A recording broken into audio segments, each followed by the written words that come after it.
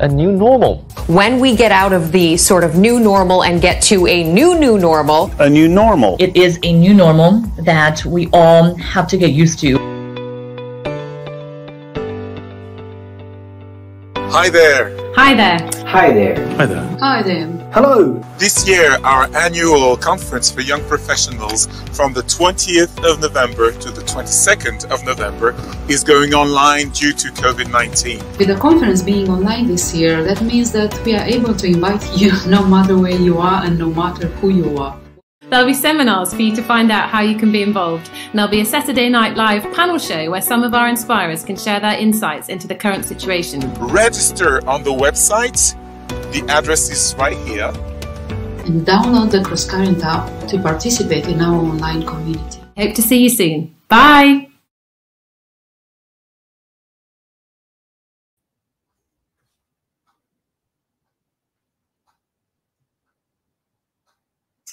Hello, hello, hello. Welcome, one and all. This is Saturday night. Well, it is Saturday night here where I am in Düsseldorf in Germany. I'm welcoming everyone to this Saturday Night Live, our evening show, Saturday night show of the 9th Cross Current Conference for Young Professionals. Welcoming everyone connecting from various places. It's been a pleasure so far welcoming you and seeing all the interactions that we've had online on various social media platforms. So welcoming people watching on YouTube, welcoming people watching on Facebook, and other people who have been sharing links.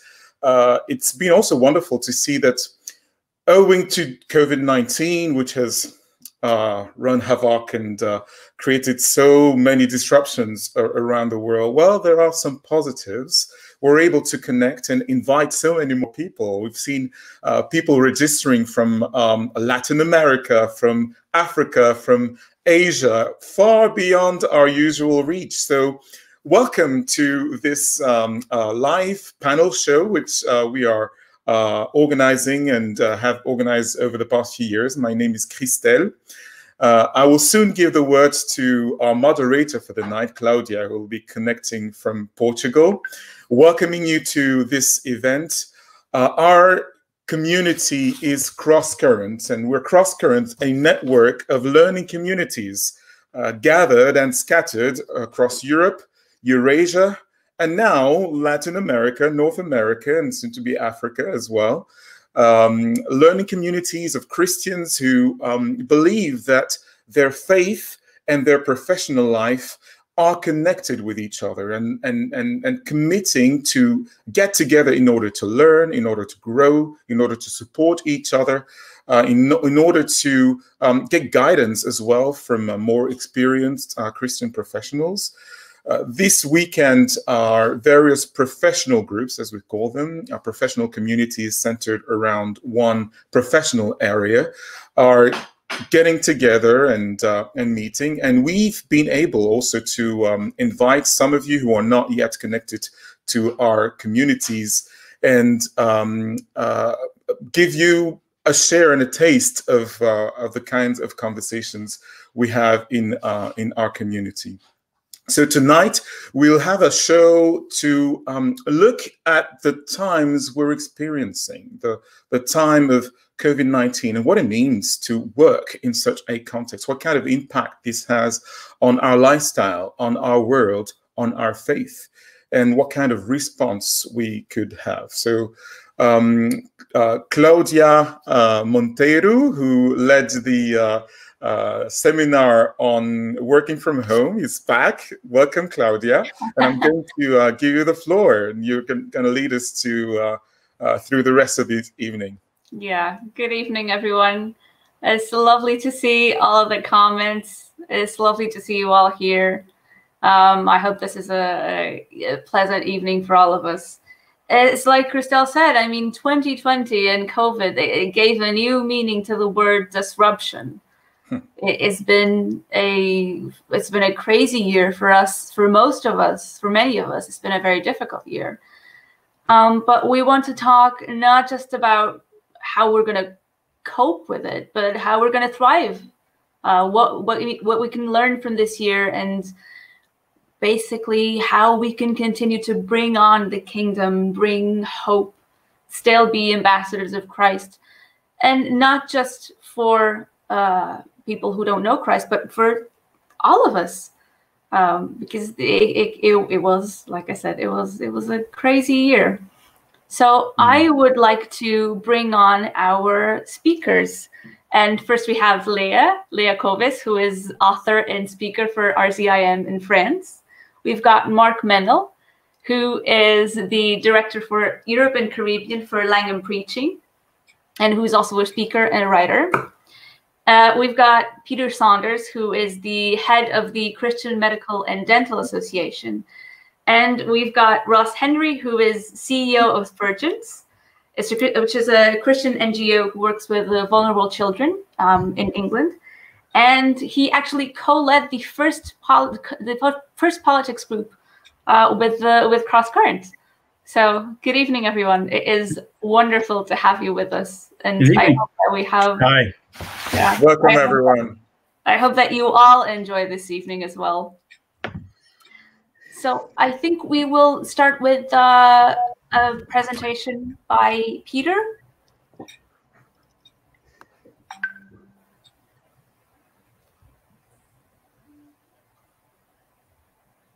Yes, Peter, and I'm going to share. Okay, thanks very much. I think Christel has my presentation and is so going to share it on his screen. We've had a few little IT challenges, but we're going to try and coordinate this. So what my name's Dr. Peter Saunders. I'm the CEO of the International Christian Medical and Dental Association, which brings together Christian doctors and dentists in organizations, national organizations in over 80 countries worldwide. So I've just been asked to give you an overview of really where we're at with COVID, the medical facts, before we launch into a discussion.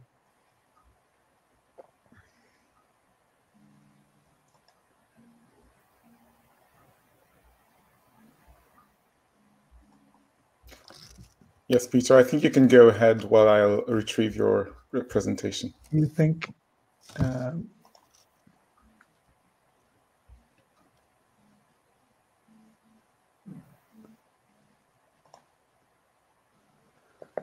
Okay, well, I might let me just talk without the slides. So, coronavirus, this amazing nanobot which has changed our lives completely. It's now spread pretty much through all countries in the world, and it's at the peak in terms of new cases. So we're over 600,000 new cases a day at the moment, and we're at the peak of deaths. The last 4 days have been over 10,000 deaths per day around the world. That's higher than it's ever been. So this thing is not going away. It's getting worse. It's spreading further. If you could just catch up for us, Christel, switch on a few slides. I'll just keep going.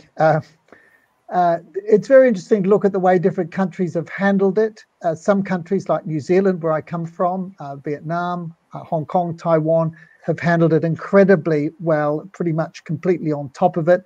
But in other places, particularly in Europe and the Americas, it is on top of us. So we're seeing very different patterns in different countries. In Europe at the moment, the challenge is that in countries like Italy, France, Spain, and the UK, we're into a new second wave of cases. And many countries more east, Poland, Czech Republic, and so on, are really seeing a first wave for the very first time. The top 20 countries in the world now, the big four are the US, India, Brazil, and of course, Mexico as well. And almost half of all the cases worldwide are from those four countries, although the worst country in the whole world in terms of deaths per million population is actually Belgium, right in the middle of Europe. It's a disease that affects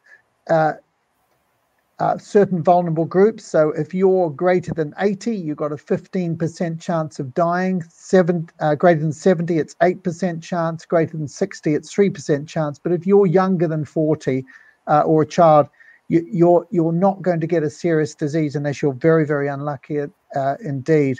There are certain other predisposing conditions, like people who have diabetes or obesity or heart disease, high blood pressure, who are much more likely to succumb from it. And actually only 1% of all of those who are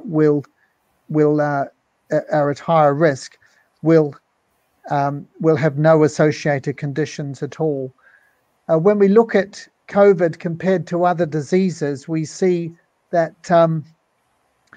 it is a disease of relatively low severity. If you compare it with something like Ebola or bird flu, which has got as a 50% plus chance of killing you, this is about 1%, and it's not nearly as contagious as diseases like chickenpox and measles. But in terms of deaths from infectious diseases at the moment, it is killing more people per day than any other infectious disease. How many people have had it? Well, the best measure of this is seroprevalence, measuring antibodies in the blood. And even in those countries that are heavily affected, like the United Kingdom, we're only seeing about 15% absolute max have actually got antibodies. So it's got a long, long way to go. What treatments are there? Well, we're better off than we were at the beginning of the year, about 30% fall in the fatality rate from it.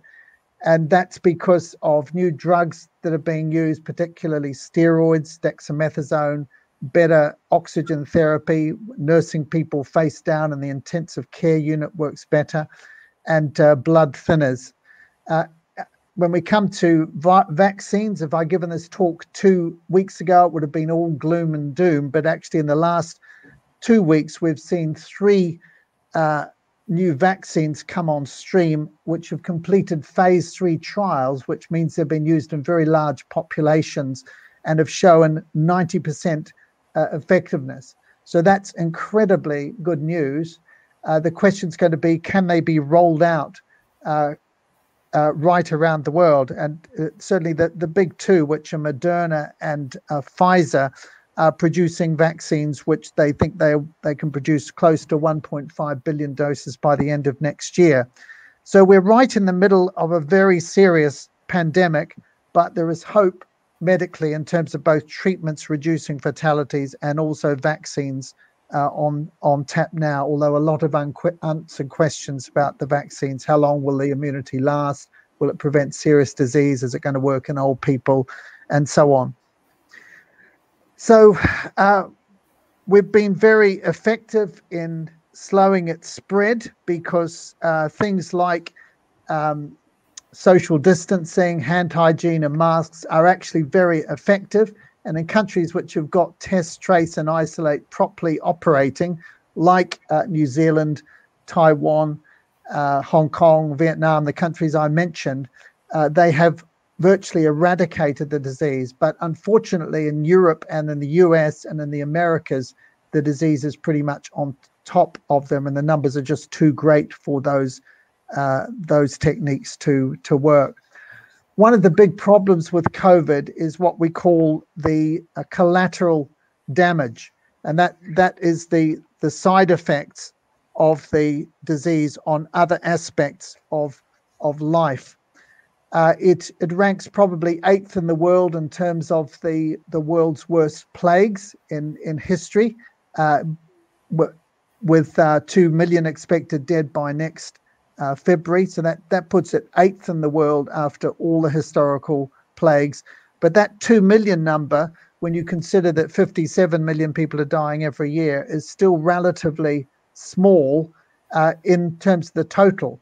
And the main problem that we've got with COVID is that we're sort of between Scylla and Charybdis. We're between the two monsters Achilles faced. If you get too close to the one, you get into trouble, and too close to the other, you get into trouble. On the one hand, we've got coronavirus with the death that it's bringing, and on the other hand, there's the collateral damage to the economy and to health, because what coronavirus is doing is dismantling the foundations for protecting and advancing health otherwise. It's leading to, they've predicted 70 million being pushed into extreme poverty worldwide by the end of the year. There's worsening mental health, 3 or 4 times an increase in anxiety and depression, especially in developed countries, family breakdown, and then the effect on medical delivery. So it's the delay of treatment for things like cancer, heart disease, diabetes that is going to be so damaging, and especially the disruption of immunization programs. It's predicted that more children are going to die worldwide from not being immunized adequately than are going to die from COVID. And so we have the spike of COVID disease first of all, but then we've got following that the chronic diseases which are not being treated properly and being delayed, and then the big spike in mental health problems as well. So overall, how would we sum it up? It's an incredibly complex disease to manage. It needs experts from every discipline, from economics to medicine to public health to do it. We have very effective measures which will slow down the spread. Social distancing, hand hygiene, masks work well. Test, trace and isolate works well. Lockdown has a role in emergencies to flatten the curve, but in prolonged circumstances, it causes great collateral damage to the economy and so on that we have seen already. But the hope on the horizon is that we have better treatments now, and we have 3 vaccines which are very near being released for public use, and that should happen with all 3 of them, we hope, before Christmas. So let me apologize again for the slight discoordination of the slides, but I hope that will give you an overview of what the medical facts are, and do come back later in the Q&A with any questions that you might have. Thank you.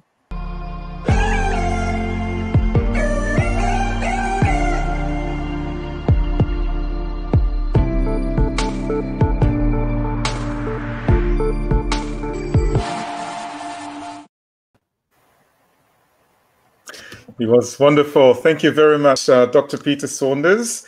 We will continue. We wanted to provide a scientific and fact-based context to this discussion, but we wanted also to place the discussion also in the reality that young professionals, Christian young professionals, are experiencing. Now, our team didn't know of any widespread worldwide survey among young professionals about how they are experiencing this pandemic. But Claudia, we decided to conduct a survey, and a survey among our community, since we have a community. And we'll invite now Samuel in the format of a video, who will present you results from the survey that we've conducted.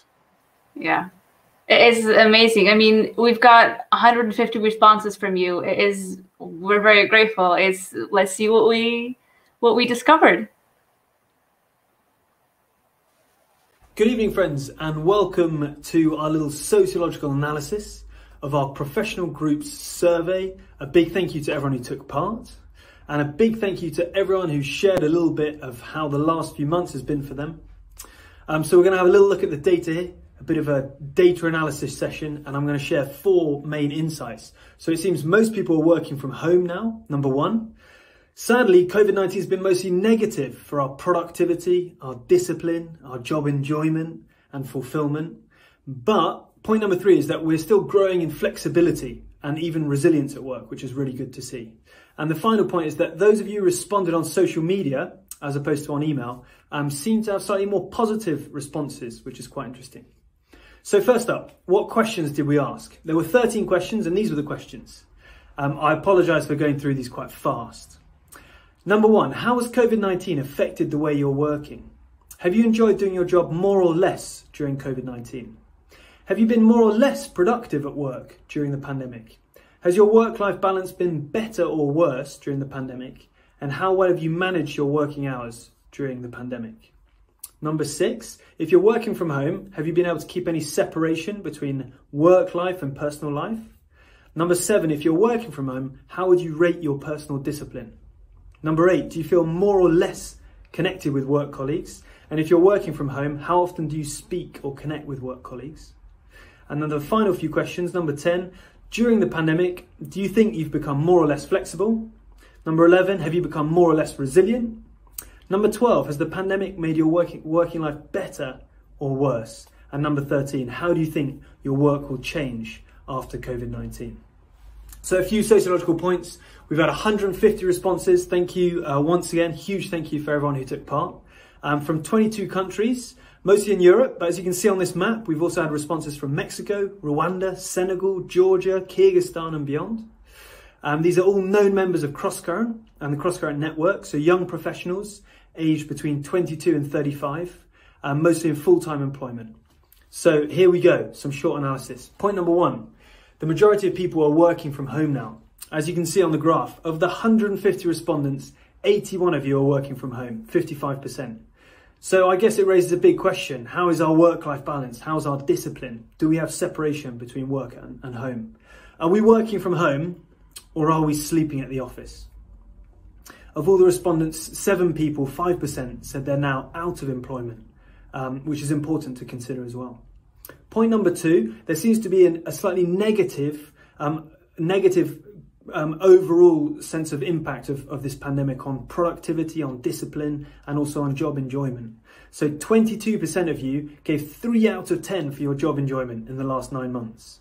70% of responses have been negative, and productivity has a slight bias towards the negative end of being less productive in the last 9 months. Work-life balance is quite mixed between all of you, but overall it seems working hours have been longer, have been less easy to manage, and 60% of responses were negative. Personal discipline in particular seems to have been hit the hardest. So it seems to be where we're all struggling to have that separation between work and home and the discipline with our work. However, point number 3, on the positive side of things, on the brighter side of things, flexibility and resilience are growing.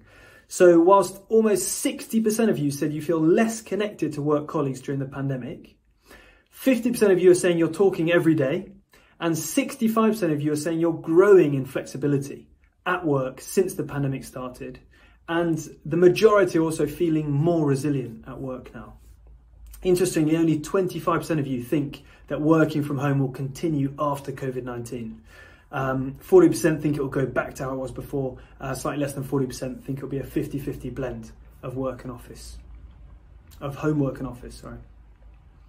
Okay, and the fourth and final point, social media participants on the whole have had more positive responses. Very interesting. I'll leave this to be studied by someone else.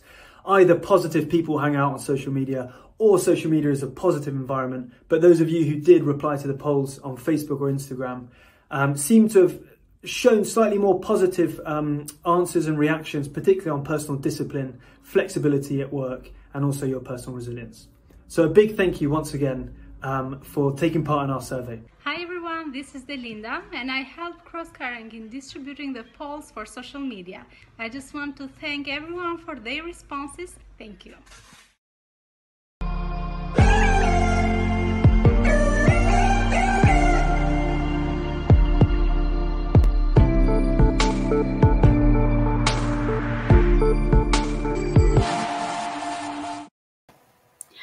All right, everybody. Let's start then by bringing our speakers and have a conversation, which I hope will be enjoyable and very, very interesting. We're trying to have a conversation online. Let's try not talk over each other. I'm very excited. So we are going to start with Leah. Where is Leah? Hi. Hello. Hi, Leah, the author and speaker for RZIM in France. Are you currently in France? Yes, in Paris. Okay, in Paris, in lovely Paris. Wow, is that where you spent your lockdown? Yes. Wow, okay, amazing. Where is Mark Mennel? I'm here. Ah, here he is, with this lovely Dyson fan behind him. Mark, like I said, is the director for Europe and Caribbean for Langham Preaching. He is also writing a novel. So trying to. We'll be waiting for that. You might have to wait a while. Sorry? You might have to wait a while. That's okay. You know, that's usually how it goes with novels. So, and we have got Ross Hendry. Like I said, hello. Virgins. Hello, hello, hello. I'm not writing a novel, Claudia. You're not not writing a novel. Well, you work with vulnerable children. That's good enough. You know, that gives you like 25 points just for that. Yes, Mark, I get out there into the real world. Yeah, well, shall we start? I'm very happy to have you here. First off, I just wanted to know a little bit about yourselves and how you've been experiencing 2020. So, Leah, can we start with you? Sure. So as I was telling you, I live in Paris and I experienced the first lockdown back 6 months ago in my 12 square meters studio, which was quite an interesting adventure. Interesting to say the least. But it was unfortunate not to be able to enjoy Paris because I really love this city. There's so much more to see than my 12 square meter space. And now I'm on the second round of lockdown, but thankfully I have moved into another apartment, which is bigger and has roommates, so I can finally see people, which is really, really enjoyable. That's good. That's great. And Mark? So the first lockdown, we had our two university-age children with us under one roof, and I think that was a great thing that actually we had more time with them than we've had for years. But we're just west of London, outside London, and back in lockdown now. The kids are away, so it's just the two of us, and getting used to that. It has its challenges, but yeah, one of the main things at the moment is that we think that my wife has what they're calling long COVID. So she's got symptoms that have been going on for probably 3 months now. Wow. Oh, goodness. Oh, that must be strange and difficult. Yeah. Mainly because no one really knows, and you're sort of there's a lot of guesswork, and we're in touch with our doctor regularly. But yeah, we're sort of hanging in there. Yeah. I read about that. It's a very small percentage of people who have long COVID, and people actually themselves started calling it long COVID because nobody quite knew what it was. Yeah. Oh my goodness, I'm sorry to hear that. Ross, how's 2020 treating you? Well, yeah, I'm actually quite enjoying 2020, Claudia. So I live in central London. My wife works for one of the large evangelical churches in the West End of London. So we're smack in the middle, about 10 minutes away from the BBC building and the main shopping street in London. Mark used to be on the staff with my wife, which is why I know Mark and could be a bit cheeky with him. So I wouldn't be that rude normally to people I don't know. So 2020, we at work, we closed our office in March, the week before the country went into lockdown. And I've been working at home ever since. So in central London, no place is that large. So we've got a small apartment, a flat. My wife works next door to me in our living room on the sofa, and I'm in the sort of have the desk, and we negotiate every morning who's got the most Zoom calls, who's got the most desk work, who's got the most reading to do. And we sort of, we negotiate who gets the office and who gets the sofa for different bits of the day. And for me, it's been, I'm an introvert. So actually going to an office, being the leader in that office, having to say hello to lots of people and be motivational to lots of people is quite stressful. So I've enjoyed actually just being in my little office space, sort of doing transactional stuff at home. My wife is an extrovert, so she's really struggled with that. So again, it's been an interesting sort of comparing sort of how we've both been reacting to that. And then the last thing I'd say is that whilst I've been enjoying the work style, of course, we work with vulnerable children and families who've been having a really tough time this year. COVID, many losing their jobs, lots of hardship, lots of mental health problems, lots of domestic violence problems that we pick up with in our projects. So financial wise for the charity, for the NGO, plus the huge sort of explosion of need that we're seeing, work has been very challenging, even though sort of the working style for me has been enjoyable. Yeah. It must be very. You must be having a lot of work right now. It's been it's been very, very difficult for many people, in many countries. Yeah, and I have to say that, I'm very fortunate because so Spurgeon's works has contact with about 30,000 children and young people every year, about the same amount of adults who are sort of parents, and of course I'm several steps removed from the frontline work. So when I go out and try to meet some of our staff, hearing the stories of the things that they're seeing in communities. And of course, we've got a responsibility of care as employers to those staff who are seeing sort of extreme need and having to deal with very difficult circumstances.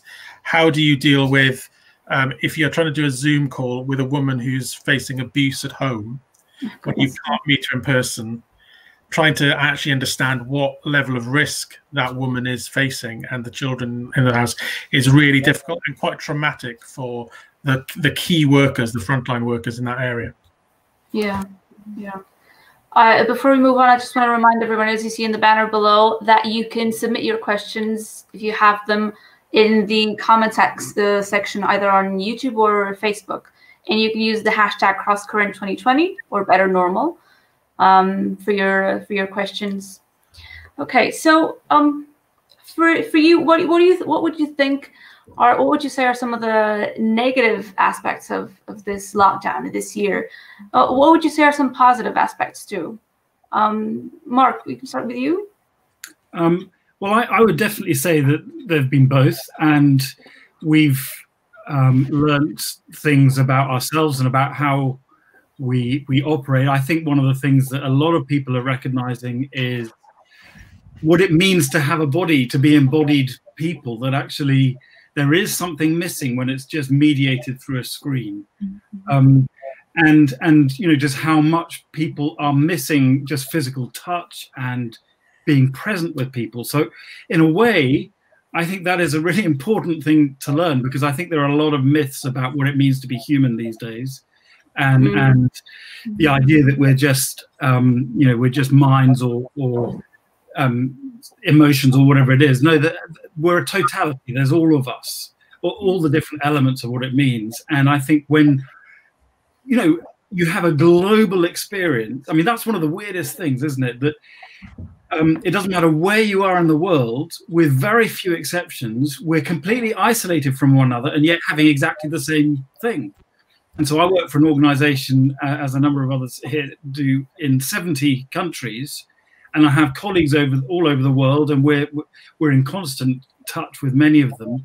And it's just weird that despite our cultural differences, we're talking about the same things and the same struggles. I think I would just say as a positive thing. So I lead a team, and I'm a member of a global team, with many different cultures and sort of backgrounds that we represent. One of the things that we've started doing through the lockdown since March is actually meeting weekly as a team, which we never did before. And we would gather together to be physically present maybe twice a year.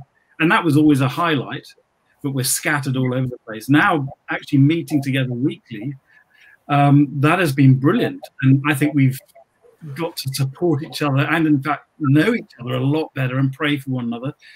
That wouldn't have happened without lockdown. So I definitely give thanks for that. Like Ross, I'm an introvert, but unlike Ross, I've really struggled with the lockdown personally for all kinds of reasons. And so I really feel for the challenges that colleagues and friends have faced as well. Okay. Leah, how about you? What would you say are some negative or positive aspects? I will start with the negative because I really like to end on a positive note. But I think apart from just the fact of being locked down, the coronavirus situation at large brings a lot of anxiety, and not knowing is not very comfortable as human beings, and especially in the 21st century, when we kind of assume that we've mastered everything, and it's maybe the underlying narrative of our current society. So we've mastered so many technologies, and we feel like we have power over so many things, and suddenly we lack this power, even to plan our holidays, even to plan for the next days ahead, because everything is unsure. And I've been feeling those last 6 months that this level of uncertainty and anxiety kind of weighs like a cloud over our different countries and in our different contexts. And I've been fearing for just mental health. Like, how do we practically deal with not knowing and being anxious about death, about not being able to see family, and so many other things.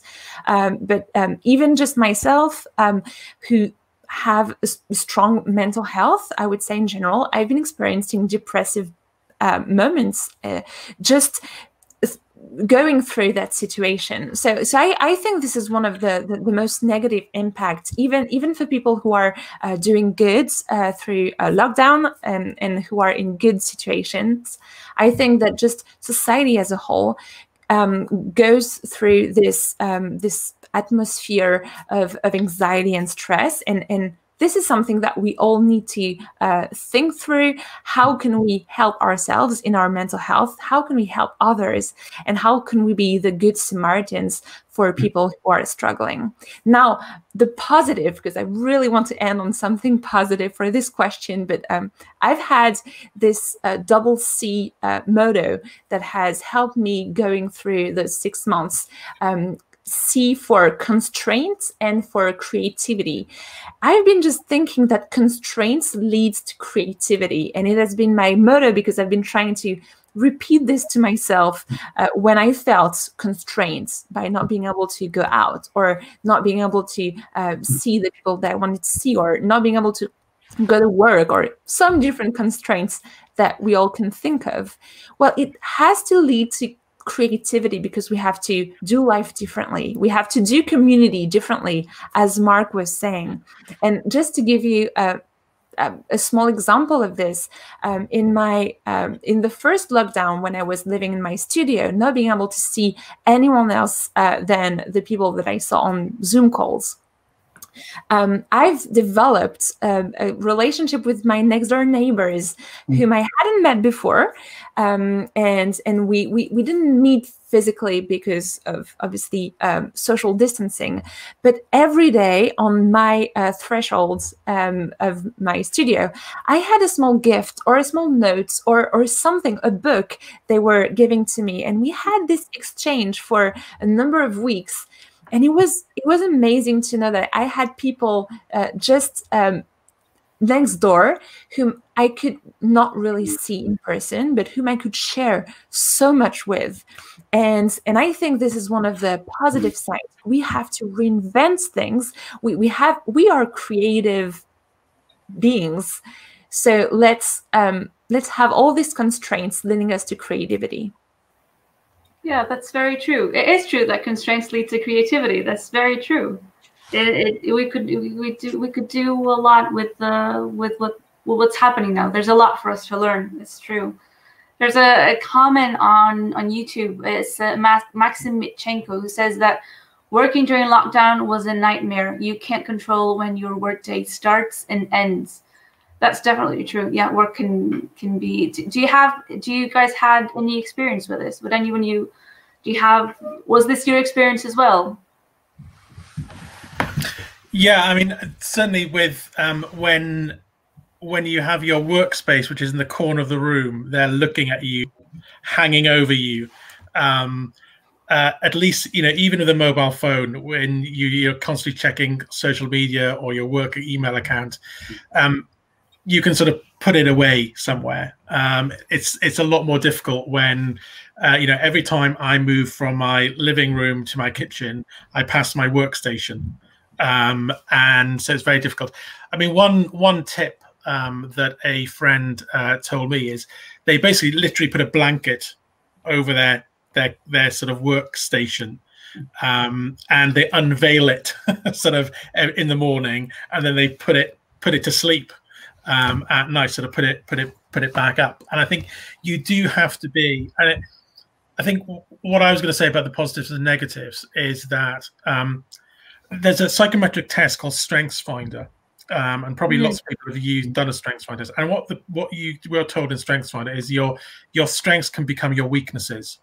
very sort of under pressure. And I think what we've seen is communities, individuals, societies, under great challenge and pressure, you really expose the character of the person or the community or the society.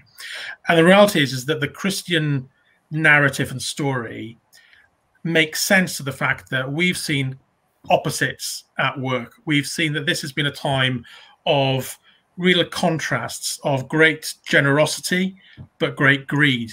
So for every food box and food parcel somebody buys, sort of somebody in need, you see somebody hoarding and panic buying. There's selfishness and selflessness sort of exposed at the same time. And of course, we can make sense of this because we know that through God's common grace on our societies and on our communities, we can, and the fact that we are made in the image of God, each one of us is made in the image of God, we have that great capacity to do good.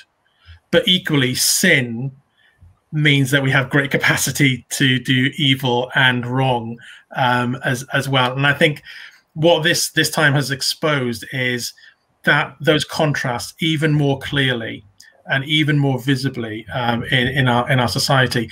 So, you know, I think that going back to the point about work, this has been for me a time where I have been more networked in these last 9 months than I've been in the last probably 7 years of my working life, in terms of being able to meet new people across the globe, let alone across the country. But that in hand with the depth and quality of my relationships have been impoverished because of they've been transactional and they've been functional meetings rather than relationship development sort of opportunities. And so what I found is that in this time where it is the most difficult to be disciplined, it is the time that is most important to be disciplined. And I'm saying that as a really ill-disciplined person myself, who's prone to laziness, who hates structure. And yet I've had to learn that I've had to be really intentional about bringing structure into my day, about when I start, when I stop, when I take breaks, when I need to. I wouldn't go out of my flat if I wasn't sort of intentional about saying, right, I need to have a 45-minute walk every day. Unless I say that is a must, I wouldn't. And I've had an opportunity in this season to be far more disciplined in reading the Bible, in praying with others in my church through a Zoom meeting most mornings of the week. Those things don't come naturally to me. I really resist them, but they give a structure to my day. So if I allow it, this has become the most terribly unstructured, difficult sort of time. But the flip side, with intention and with discipline, spiritual disciplines, you can actually bring some structure and you can make it a time of fruitfulness. Mm-hmm. Yeah, it's funny that you mentioned that. It can be, the day can get away from you. Yeah, Mark, has this been your experience? It has, although I suppose I'm slightly different in that I've worked from home for 20, 25 years in different capacities, sometimes working for a church, sometimes working for organizations. But I totally agree that the need to well, almost carve out virtual boundaries. I mean, we're living virtually through media and all this sort of thing as we're speaking now. But there is a physicality to our workstations. It might be in the corner of the sitting room or whatever. But actually, we need mentally to have some virtual compartments, if you like, in terms of how we organize our day, what we use our phones for or whatever it is. And I think I'm probably quite similar to Ross in that I instinctively am disorganized and just float. I'd be very happy to sort of float from one thing to another and not concentrate on one thing for any period of time. I think because I've not been able to sort of add other things, and obviously my main role is in travel, and I haven't been able to do that, and interacting with small groups of people. That's been a huge challenge. I suppose picking up that point was about being networked. I think one of the biggest challenges we've found in our operation is that we are involved in mentoring people for ministry, and you can initiate things sort of, but it's very difficult to do that online because so much of mentoring and supporting people is about getting to know them well and just being present and, you know, reading all the body language and everything else and just interacting normally and doing life with people. You really can't do that online.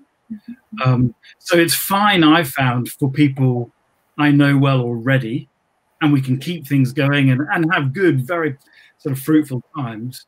But to initiate and get things started from scratch, well, that's been really tough. And I'm not sure we're really succeeding at that. Yeah. Leah, what do you think?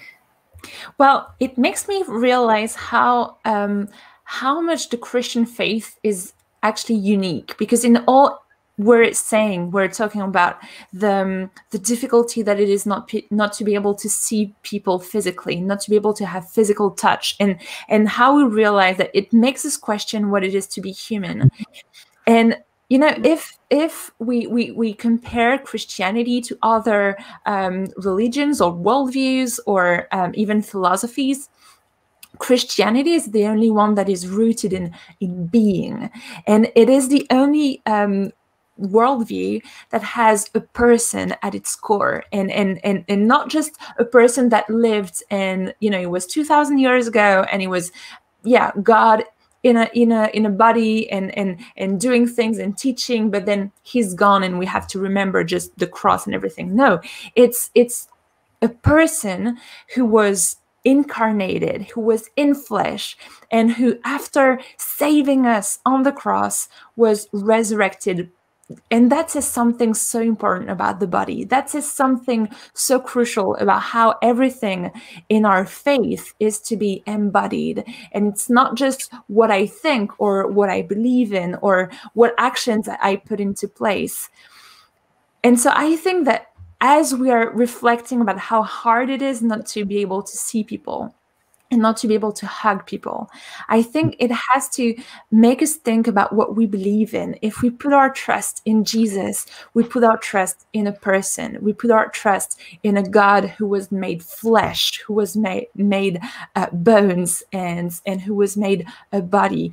And we are putting our trust in a God whom we'll be able to see physically one day. And so what do we do with our bodies today? I think even though now we can't do much because we're locked down, or there is the spread of this virus that is unknown and scary, I think if we ask the right questions, and those are questions that I really want to ask myself, then maybe in the post-COVID world, maybe in the new normal, maybe in this better normal that we're constructing, we can be better off than we were just before COVID, because we would have really thought through this question of what it means to have a God who was incarnated and what it means to us to incarnate our faith. Yeah, that's a very good point. Yeah, we are rooted in being. Yeah, Christianity is rooted in being. That's very cool. Yeah. Ross, we have thinking of your friend. We have a funny comment.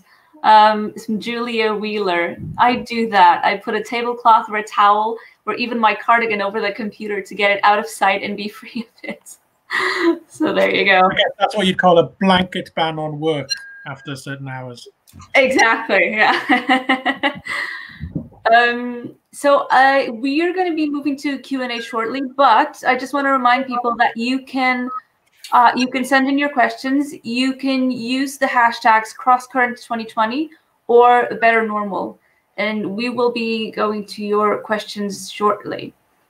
I wanted to ask you, what role do you see for the church in shaping this new world, this during COVID or post-COVID world? Leah, can we start with you? Sure. I just want to give a brief comment about what we've been doing with my church, and maybe that can be inspirational for some of you.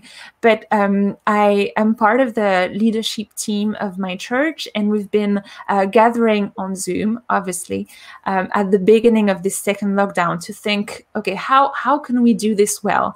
How can this constraint lead us to more creativity and to church community? And so a few things that we've put in place, which I think in a sense are things that the church has to carry through COVID and post-COVID and in whatever context we're in, is this idea of being so intentional about caring for one another, and doing this through obviously the means that we can use, WhatsApp and calling one another, and doing prayer meetings and setting prayer times when we can't go and have a prayer meeting, just having it on Zoom. I found that we wanted to do church. We had to do church differently, right? And so we wanted so bad to be a church that can help people cope through COVID, that we've kind of thought through those questions that churches all through the ages have thought through before, just prayer and caring for one another. But now it becomes so crucial. You know what I'm saying? Because our normal has changed, and so we can reinvent new ways of doing church. And with my own church, I've set up a 15 minutes prayer meeting every morning before we started the day, and I have my Zoom before I started the day, and I know that I have people from church coming in, and some of them are muted and they don't have video, they just listen to the words of the other people praying. And I found that having this new discipline, and I join you, Ross, on this idea of discipline, how crucial that was for me to structure my day. And I think if we all do that in our small church communities, we can model this love in action that I think is at the center of the Christian church. Yeah, definitely. Let me see. I think we can turn to questions now, because we'll try to keep our answers a little bit short, so we'll make sure we can get to all of them. So maybe about 3 minutes per question. We'll see what we can do. But there's a very good question here about being. Do you think that there might be a generational gap? Because we younger generations master technology, modern communication technology, but our parents, our boss, they might not, and this creates an imbalance, and it might not be very easy to handle. What do you think, Ross? What do you think? That's a loaded question for somebody who's 46 years old. I have to I think that's certainly true. I don't come into an answer to that question with any predisposition that one side is right or one side is wrong. Is it true that Gen Z now is a completely digital sort of so they've grown up completely with digital as the norm, not even learning that environment. And so compared to people like me who sort of sees Twitter and sort of and Instagram as a bit of a pain in the neck to undertake.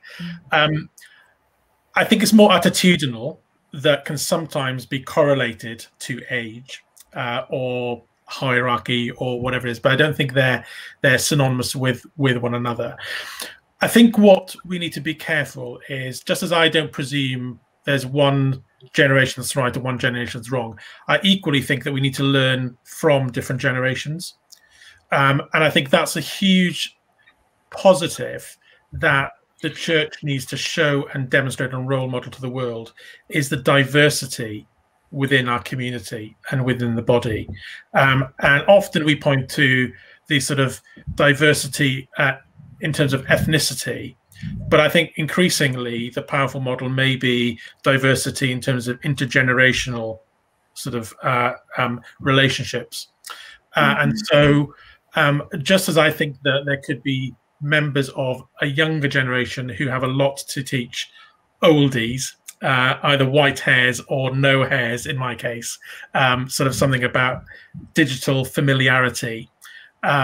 Equally, I think we have something powerful to teach a younger generation about the importance of physical relationship and face-to-face, and the different quality that sometimes comes through those two different medium.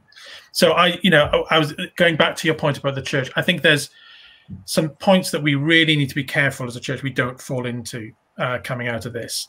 And one is that lots of churches have been able to move well into transition to virtual services and virtual relationships, and work has transitioned and pivoted into sort of using technology for virtual meetings and virtual work. You cannot replace some work just moving it virtually.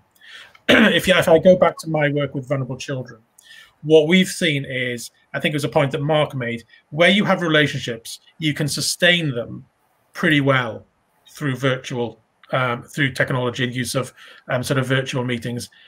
You cannot grow new relationships to the same quality if you're using virtual means rather than face-to-face means.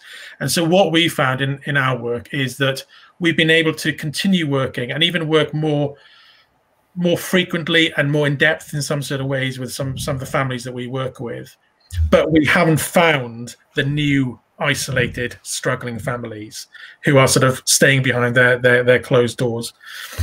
So I think I've gone off remit a bit from the question, but I think one of the really powerful things that we need to do as a church is make sure that we embrace the creativity that can come with a younger generation, showing us the possibilities of new technology.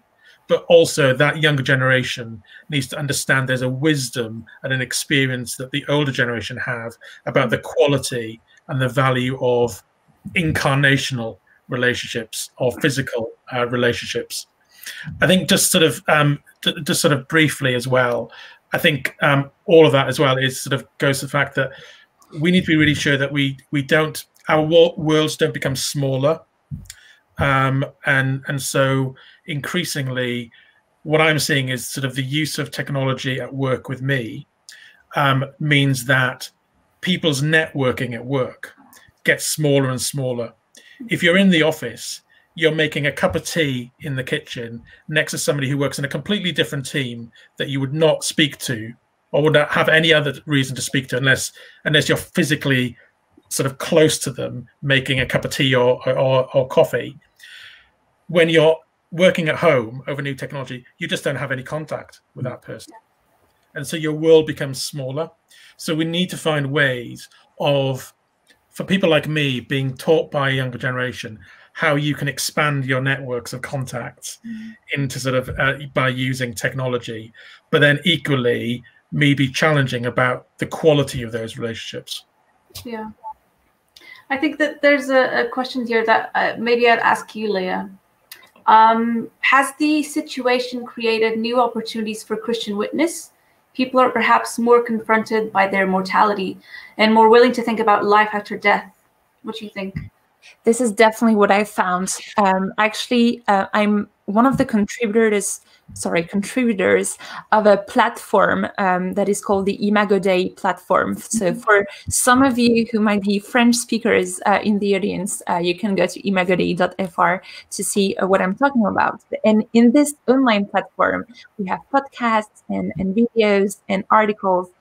And back in April, we wrote a piece on the end of the world because we could see so many tweets and Facebook posts just asking this question: is this the end of the world? And what is this supposed to be like?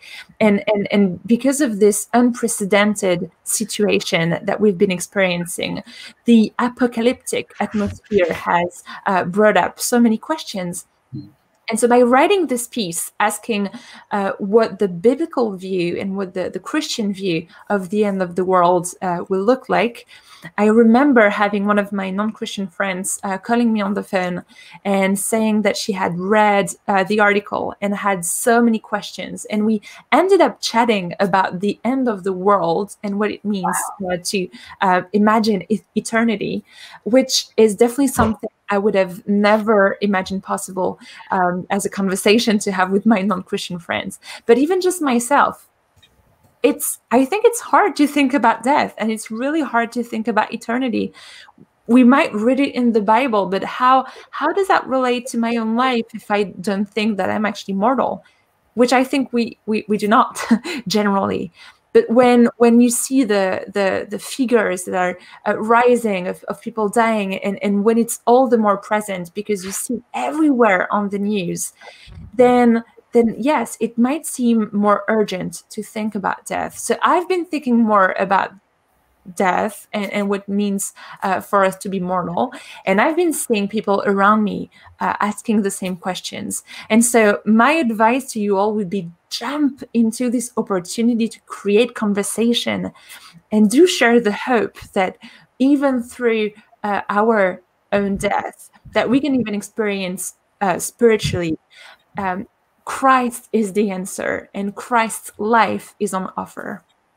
Yeah, absolutely. Mark, do you have a comment to that? Well, to reinforce it completely, and I think combined with the anxiety and uncertainties of our world, I think it's an extraordinary and unique opportunity, certainly in our lifetimes. Yeah. Well, I have a question that maybe I'll ask you.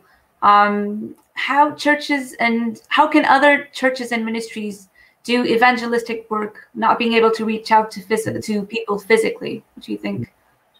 Well, I don't know what happened in all the different countries represented here, but it certainly happened in the UK initially. As churches were doing things online, there was a massive spike in people investigating and so on. So, you know, the numbers logging on for 1 or 2 services was huge, dwarfed the numbers who had normally been physically present. And then it completely dropped off. Now, there are all kinds of different explanations for that, but it was clear that there was interest. And very often it's the churches that have been doing evangelistic stuff already that were in a position to be able to really sort of respond to that. If you find that spike happens and you think, oh, I better do something about it, it's usually too late by the time you got your act together. So we've, you know, for years, and many churches I know have had sort of evangelistic groups, whether Alpha or Christianity Explored or discussion groups or whatever. And actually we found since it all kicked off in March, we've had a number of evangelistic groups, discussion groups, just ongoing all through the summer, people wanting to gather, people who had no contact with any Christians that we knew of, they just wanted to find out more. So it's having those things available. But I think here's another irony in all this, because yes, there've been, you know, we've been separated from one another. But I think one of the great ironies is that suddenly we've been forced to recognize our neighborhood. So I think Leah mentioned her neighbors, but one of the things, I think someone in the UK right at the beginning put a thing and it went viral online, and just a little form to put through the letterboxes of all your neighbors saying, if you are, you know, restricted and you're vulnerable, here's my number, let us do your shopping, or whatever it is. And we're on sort of, our street is a dead end and there are 50 houses on it. So my wife and I did that, and it was amazing. So we've got talking to people on our street that we just didn't know existed. And because our societies across Europe particularly are so networked and yet not socialized at all, we're just little pockets. Suddenly, the fact that we, you know, certainly at the beginning, we weren't allowed to travel more than a mile or a couple of kilometers or whatever it was, suddenly you were very localized. actually we were joining the history of humanity. That was normality for thousands of years. Well, welcome to being human. Let's start being local.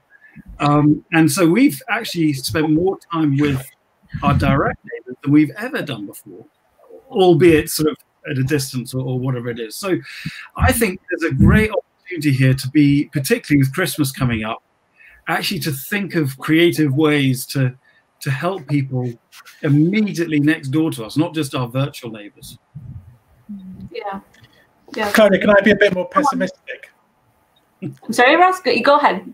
I'm going to be a bit more pessimistic, and I'm going to say what we're really going to be challenged by, I think, is not the ability to sort of attract people to come and watch a couple of services online or come to an interesting event, but how we sort of hold on to them when they're going to be increasingly challenged by the faith that we proclaim and want to share with them. And I think there's real challenges there. And I'm only going to speak out of my own personal experience of the church that I'm familiar with, or the part of the church that I'm familiar with. I think we're too ready as a church to sometimes default to, oh, there's a alpha course I can put you on, or a Christianity course, or there's a script that I can follow of doing a Bible study one-to-one with you, or I will do a piece of social action without actually understanding the profound theology that goes behind that piece of good work and social action.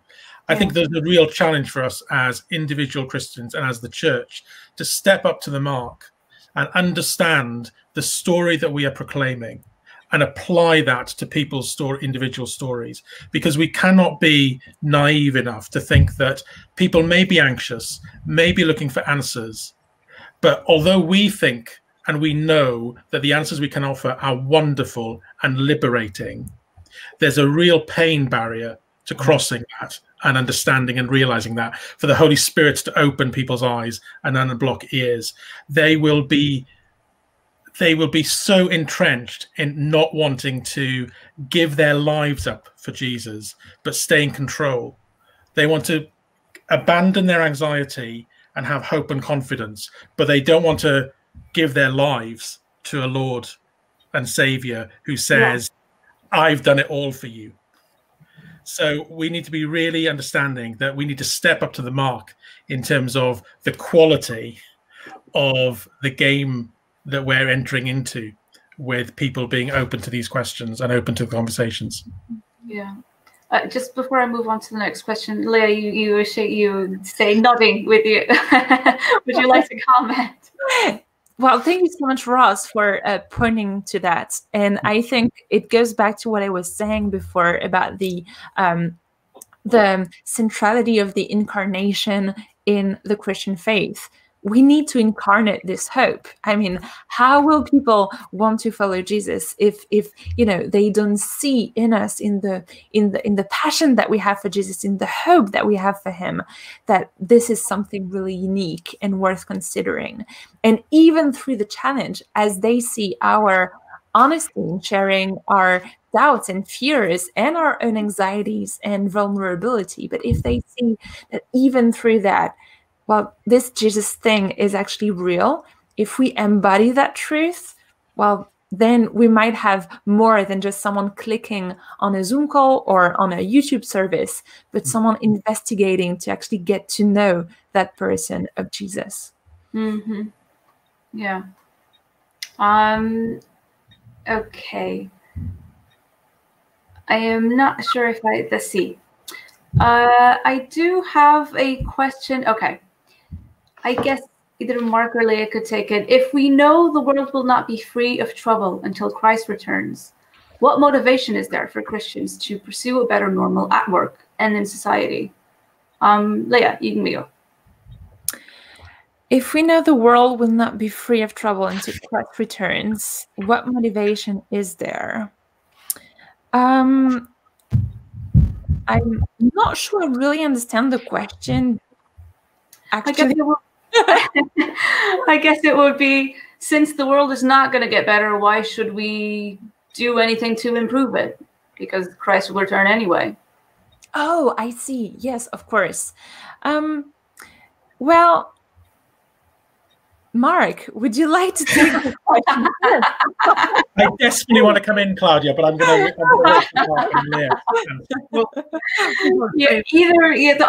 Any of you, please. I'm trying to avoid that we talk over each other. This is the problem with online conversation, with digital conversation, because it would be much easier for us to interrupt each other if we were in person. But as it is, yeah, we would just talk over each other. But any of you, Ross, Mark? One of the things I think I want to say is that, hey, well, what's new? Okay, this has been reality for 2,000 years. And the challenge for believers has always been to live the now and the not yet. So we are in Christ, we are safe, we have been redeemed. I mean, if you ask the Apostle Paul, have you been redeemed? He would say yes and no, because he's waiting for the redemption of the body, which he talks about in Romans. And yet, yes, there is confidence, he is redeemed.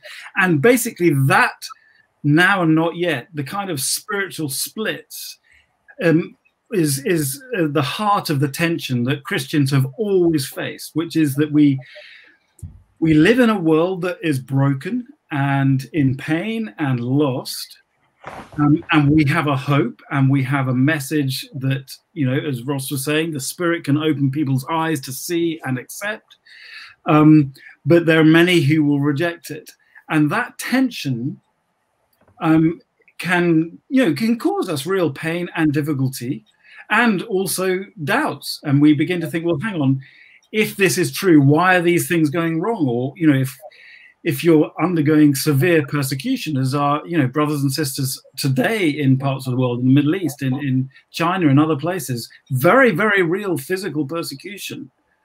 You know, the question is always going to cross their minds: am I on the right track? Is this true?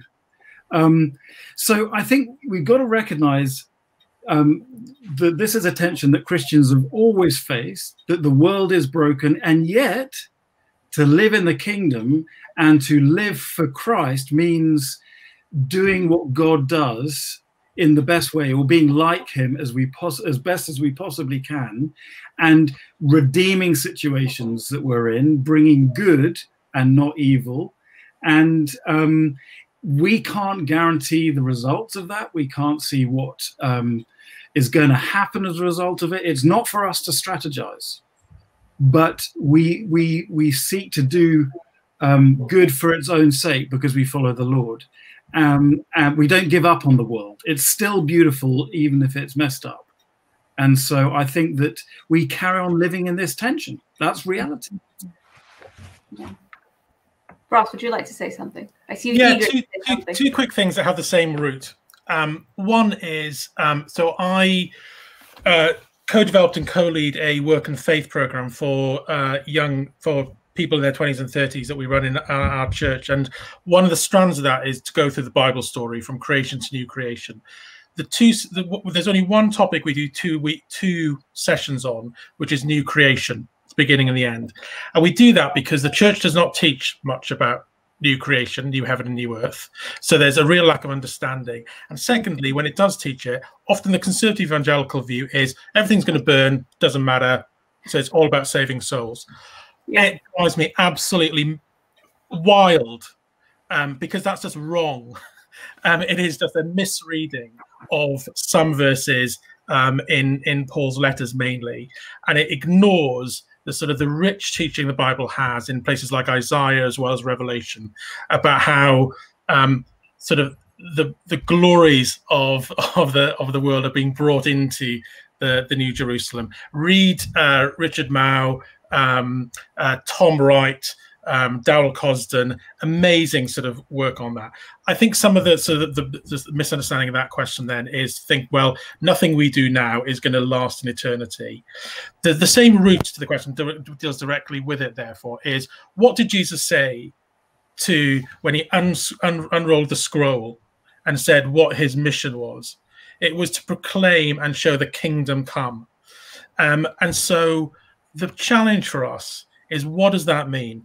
Jesus came not to only say something's going to happen in the future. He said the kingdom has come. he was showing us the kingdom has got a foothold, the victory is won, and it's starting now. And if we are called as Christians to be Christ-like as well as Christ-centered and Christ-honoring, how important is it for us in a world broken to mirror and try to emulate our Savior, who came to... There was one Christian writer who said, if I have to distill what Jesus' mission was, it was to come to heal and mend the brokenness of the world. If we are to do anything to point people and give them a glimpse of the kingdom, it is to heal brokenness. It is not to tolerate evil. It is not to tolerate the troubles. It is to say that I understand where those troubles and challenges come from, but my Savior has conquered them. He came to mend that brokenness, and I am following in his footsteps because that's the mission he's called me into, wherever in the world and at whatever time he's placed me. So I'm really passionate about how erroneous that question is in terms of enabling us to retreat from the world rather than go into the world and be salt and light. Yes, very true. Definitely very true. Yeah. We will be coming to the end of our time shortly, but I have one final question for all of you. So this is from Emily Lang in Portugal. Have you learned anything particular about yourselves during this atypical time? Leah, can we start with you? Yes, sure. I knew this before, but I've rediscovered it. I am an extrovert, and I'm extremely relational. And so I've had to experience that and to realize that when I was suffering from solitude, living on my own in a very, very small space and not being able to see anyone. So I think this is definitely the main thing that I've learned from about me. But then when I knew that, the question was, right, so what? I know I'm an extrovert. I know I'm relational, but I can't see anyone and I can't touch anyone. I can't be in a normal relationship with anyone because of lockdown. And so I've had to wrestle with my faith in this. Like, I used to ground my faith in discussing about Jesus with people in person. I used to ground my faith in going to church, meeting people in person. Now that I can't do that, what do I ground my faith in? And so I had to ask myself the question, are the grounds of my faith actually enabling me to stand firm even through the toughest times? I went through a season of desert because, well, literally my space was a desert, like no one to be seen. How could I find faith in this desert? And I had to read again all the biblical accounts that talk about deserts. There are a lot of them. And obviously you can think of the Israelites going through the desert and thinking, oh, it's going to be 40 days. Well, no, it's going to be 40 years. And you'll have to learn this new normal, but you'll have to learn that man does not live on bread alone, but on every word that comes from God. How do you make this your daily food? And how do you make this the ground of your faith when you have no grounds to stand upon? And obviously you can think of Jesus himself going through the desert and being tempted and saying to the devil, man does not live on bread alone. Yes, I'm hungry, but I know that I can live through the word coming from God. And this has given me so much inspiration. I just wanted to go back to some comments that I've seen coming through on the YouTube comments. This idea that, yeah, you can't say, oh, I'm happy because I'm Christian, so everything is fine when you're Christian. Well, no, because obviously having hope in Jesus does not equal all the time I'm happy and blissful and everything is all right. And actually, this is what I had to relearn through this time of lockdown. even being an optimistic person and being a smiling person in my personality.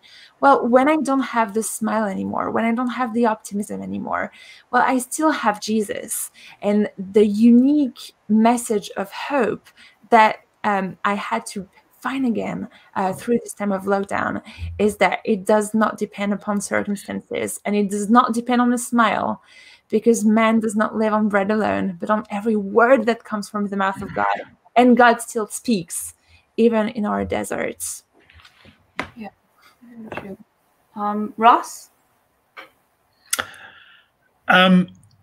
3, 1 flippant is that what I've learned about myself is that I can have joy in worshipping Jesus with an online service, sitting on my sofa in my pajamas. As an uptight Brit, I never thought it was possible to sort of be able to worship with my brothers and sisters whilst in my pajamas. The 2 more serious ones. One is I have learned that I have got almost an inexhaustible capacity to cry.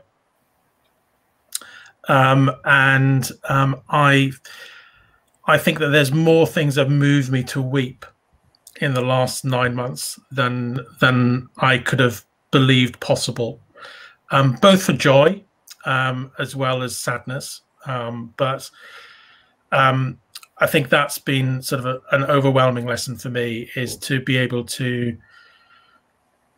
grieve with others.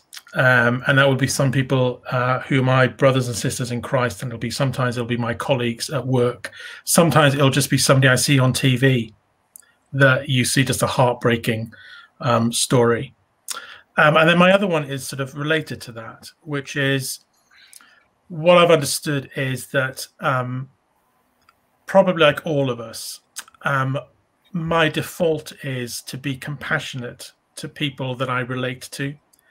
And that I have to really pray to love the unlovable.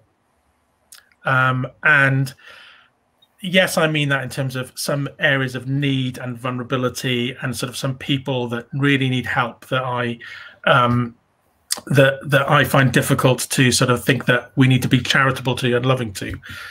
I also mean unlovable when I think about people who have very different political views to me. And so I've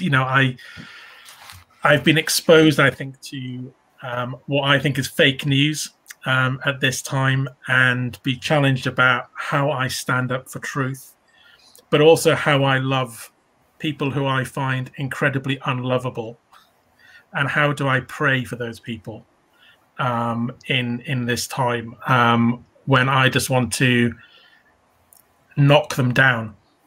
So the 2 serious things: my inexhaustible capacity to cry, I've learned in this time, and the second one is the real challenge to have to really work at being obedient to my Lord in loving the unlovable. Yeah. Mark? I'm nowhere near as holy as Ross, and so it's just one of the things that I've had to learn over the last 20 years, probably. But it's just. Well, are we recording this? Because I'd really like to get that captured. Actually, could you erase that bit? I think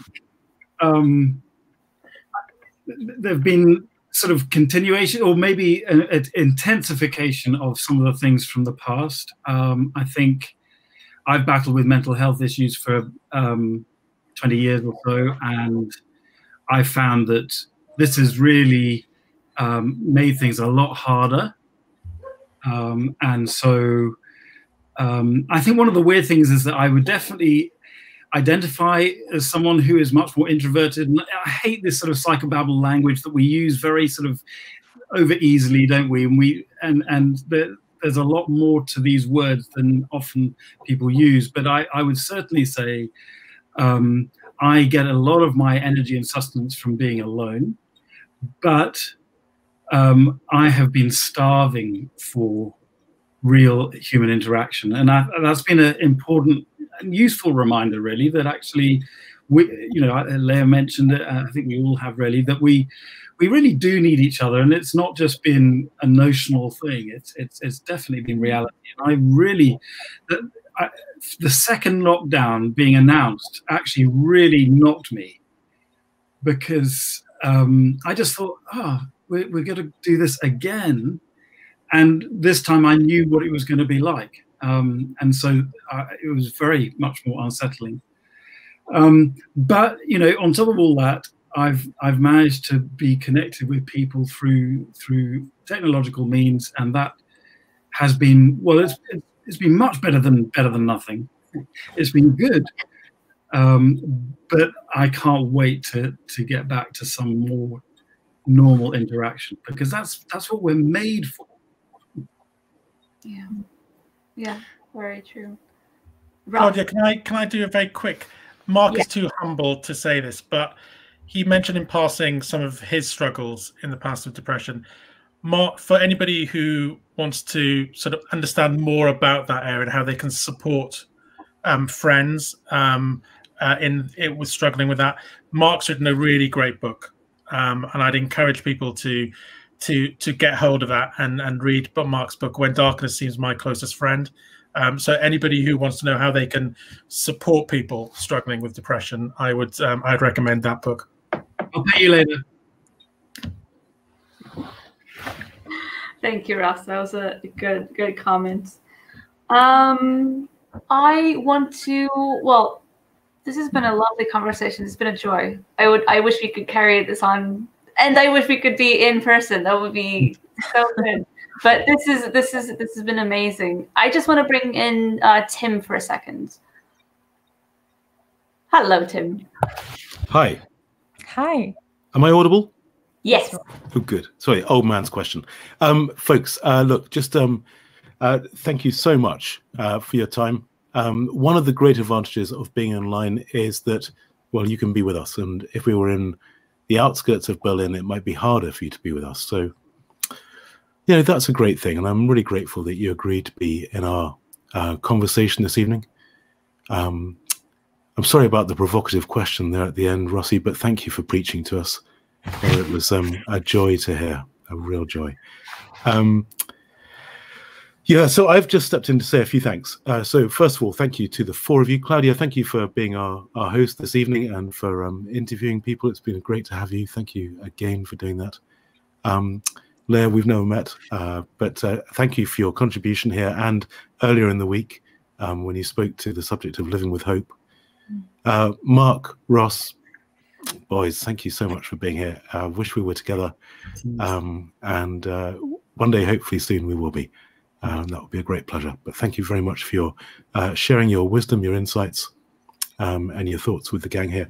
I've got some other thank yous to say, because this is, in a way, a good opportunity to say thanks to some of the other people who've been along with us in this unusual conference. So thank to Pete Saunders. I don't know if he's still listening, but thank you for bringing up that wonderful presentation on the state of COVID at the moment. Thanks to Oz Guinness, who's been charming us with his wonderful smile and wisdom earlier in the week. Pablo Martinez with his beautiful piece that he gave us on living with fragility, and David Wu as well. Vinoth, speaking from Sri Lanka earlier in the week. And then thank you to our inspirers from the different professional groups, John Wyatt, Jeremy Cook, Martin and Margot, Alexander Fink, the one and only, Marsh, and Julia and Jonathan Ebsworth, and you and Russell Jones. Thank you, all of you, for your brilliant ongoing faithfulness and your help in this work, supporting the young people who are so dear to us. I've also got a couple of thanks, which are to Matthias, Simon and Stefan in Austria for producing really groovy graphics for us, which we've been using on social media. Thanks for Delhi, to Delhi for popping everything up on social media when old people like me haven't a clue what to do. And thank you to Samuel Farrelly, who's been working like mad, editing videos so we could put out our plenary sessions in advance. A lot of people, you can tell, it's a long list. There's been a lot of hard work to make this little conference happen. We pray that the Lord uses this for just for the extension of his kingdom by transforming us from glory into people who are ever more like Jesus, who are living and speaking in all areas of society for the glory of God, and that people around us would be drawn to the beauty, not of Tim Vickers or even of Mark Mennell, but the beauty of Jesus Christ, somehow miraculously made visible in our lives. So thank you to everyone. Thank you to the team, Christelle, Samuel, Addie, Miriam, Charlotte, Rodika. What a great bunch of people to work with. We've been having a lot of fun, a lot of hard work, but what a great show. So love you all. Thanks. Thank you very much, Tim. A lot of work and a lot of Zoom time, as usual. So I wish to offer you an opportunity to extend this Zoom time, indeed. Together, we've had a great time of conference, and it was obvious that people were happy to connect. So we're offering an opportunity for you who are watching to continue the fun, if you so wish. The link which was used today, this afternoon, for the open seminars will be reopened this afternoon if you want to hang out. Oh, sorry, this evening if you want to hang out and connect with each other and chit chat. So nothing structured, just time to hang out. That's the beauty of who we are as humans. We spend time and chit chatting with each other. So we'll have an open time for that as well, just after the end of this live video. The videos you have seen this week will continue to be online, especially the plenary videos, and this program, Saturday Night Live, is recorded, so it will be available on YouTube in the coming days and until Christ comes. So let me finish with a word from the letter to the Colossians, and then I will pray with another excerpt from the Bible. Since you have been raised to new life with Christ, set your sights on the realities of heaven, where Christ sits in the place of honor at God's right hand. Think about the things of heaven, not the things of earth. For you died to this life, and your real life is hidden with Christ in God. And when Christ, who is your life, is revealed to the whole world, you will share all his glory. And I'm praying with the words of the second letter to the Corinthians, chapter 13. Finally, brothers and sisters, keep rejoicing and repair whatever is broken. Encourage each other. Think as one and live at peace. And God, the author of love and peace, will remain with you. Greet each other with a holy kiss as brothers and sisters. And may the grace of the Lord Jesus Christ, the anointed, the love of God, the Father, and the fellowship of the Holy Spirit remain with you. Amen. Amen. So see you on Zoom. For those of you who want to continue, you also received the links on the app, the Crosscurrent app, and on WhatsApp for those who are members of professional groups. It's been lovely, a pleasure spending this time with you. I will see some of you tomorrow for the continuation of the program of our professional groups. Absolutely. Thank you. Be Have blessed. a good night, everyone, and see you on Zoom.